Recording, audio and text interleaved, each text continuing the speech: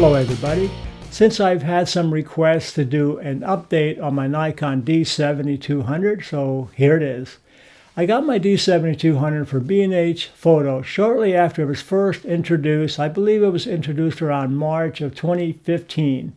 And when I first got it and started using it, it almost knocked my socks off.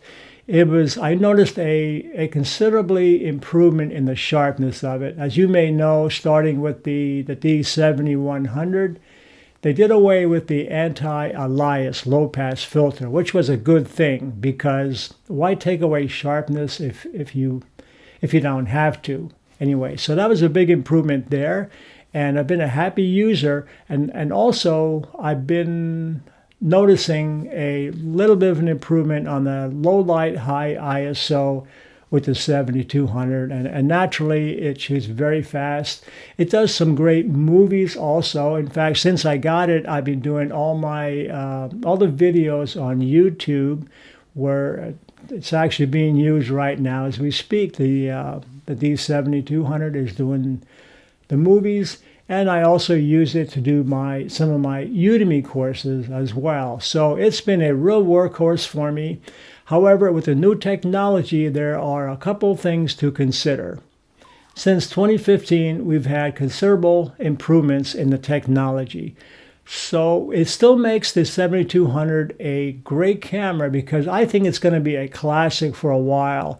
It's going to have a certain target, I think, that's going to benefit from using this camera. So who is this camera for? Well, I think it's going to be for serious photo enthusiasts who may be on somewhat of a budget.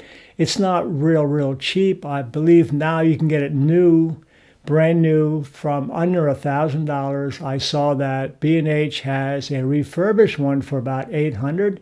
Adorama, I saw, has a used one at $650, and that's a pretty good price for a camera of this caliber.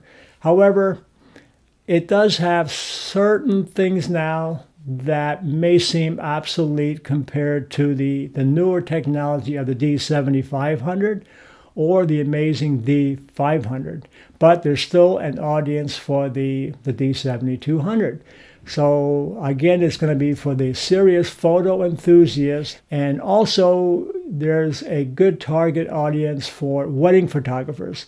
I actually, the last wedding I had, wedding has been my bread and butter for, try to say that real fast. Weddings have been my bread and butter for many years. And one thing that's important to me is having that dual card slot. The 7200 has that. For some reason, they did away with the two card slots on a D7500. Actually, I think the D7500 is more of a scaled down version of the D500. But to me, having those two card slots, it could be a deal breaker. And I know for some photographers, it is a deal breaker if you're doing events like weddings. And why is that? Well, because if you've done any number of weddings, and like I said, I have for several decades, and I've been exposed to Murphy's Law. I've been a victim of Murphy's Law. So, which actually states that if anything can go wrong, sooner or later, it probably will go wrong. So if you just got done, say, doing a wedding, and you lost one of your memory cards or the memory card, how much would you pay to get that card back? There you go. So for something like that, it's just super important. So having the option of getting one memory card camera or a camera that offers two memory cards, I'm going to go with the two just about every time. But even if you're a photo enthusiast, you may seem big deal, I never had a problem, it's going to be fine. But if you're a photo enthusiast and you're an adventurer, you're climbing mountains, you're going down into the craters of a volcano, and you're leaning forward and your memory card slips out of your pocket, no big deal, right? No, it still is a big deal, because one thing that is important that you can't replace are your photographs.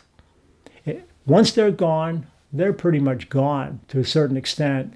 there are ways of getting them back if your memory card, may go back. There's certain software type programs you can use to get that information back. But if it's lost or destroyed, it's gone. If your car gets in an accident or burns, no problem. You can get another car. As long as you're not seriously hurt, it's not a big deal. If your house burns down, you can get another house. But you lose those photographs, you're just out of luck.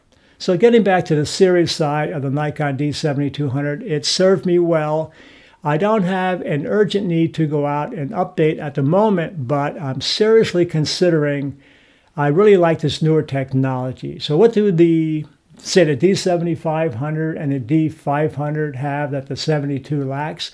Well, first of all, I'm going to skip on the 7500 because that camera only has the one card slot, and there's certain things about it that I don't think it's worth moving from the 72 to the 7500 for. However, I would definitely consider the Nikon D500. That is an amazing camera. Even though both the D7500 and the D500 have the X-Speed 5 processor, I'm going to go with the D500 every time. Now, having that X-Speed 5 processor versus the X-Speed 4 on the D7200, because a lot of people have complained about the shooting to the buffer, how slow it is, whereas the D500 can actually shoot 200 images. Let's see, I wrote this down. You can get 200 raw images for 20 seconds at 10 frames per second. That's pretty amazing. So I think that alone is a good reason, especially if you're a sports shooter or you're photographing a lot of wildlife and you got to shoot really quick. So that alone is worth spending the extra money on, to me, the D500. And the other thing that I really like also is the improvement in the high ISO with both the 75 and the D500.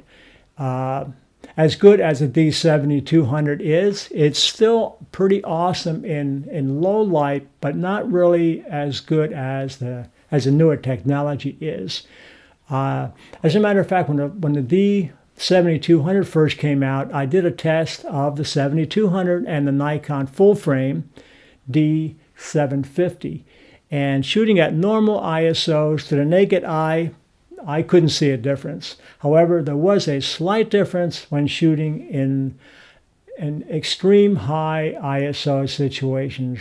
I took it up to the maximum, and there was a slight difference. But in normal day-to-day shooting, you're not going to really see a huge difference that much. But I think the main advantage of the newer technology is the X-Speed 5 processor. Another consideration would be the battery life. The battery life on the D7200 is over 1,100 shots per charge. On the D7500, it goes to about 950. So wow, there you're going backwards. So why do that? So whereas in the D500, you're up to about 1,240 shots per battery charge. So that's a plus. The other thing that both the D7500 and the D500 have is a tilt screen, which is also a touch screen. And I really love using that, where if you're down low and you're shooting up or you hold the camera way overhead, you can still tilt that screen so you can see the action. So that's really great, more for movies, but it can also be used for still. But having that touch screen, I think that's a big plus also. So in a nutshell, I believe that the D7200 is still an amazing camera, and I believe it's going to be a classic for a long time. It's going to be an old, reliable camera that people can go to when they want great quality images at even reasonably low light situations, does great movies, it has lots of benefits. It's just missing the newer technology. So again, if you want super fast speed right into the buffer, you want that tilt and touch screen, you want that X-Speed 5 processor, which also is going to give you the capability of doing 4K movies, I would go right to from the D7200, I would go right to the D500, which I understand replace the D300S. And I actually have an older 300, by the way, and I'm still using it. And it is still an amazing camera, even though it's considerably older. So there it is. So anybody looking for a great camera, saving a few bucks, go with the D7200. Somebody looking for the newer technology, I would spend, if I wouldn't have my D7200 today, I would go right to the Nikon D500 if I was looking for a DX camera body. Now, if I was looking at getting a full frame, an FX camera body, I would take a look at Nikon's D850. I think to me it has everything that a serious portrait photographer or even a wedding photographer could want, especially if you're going to be doing huge, beautiful wall portraits on canvas. Consider the 850. And in a DX, though, I think the Nikon D500 really has it.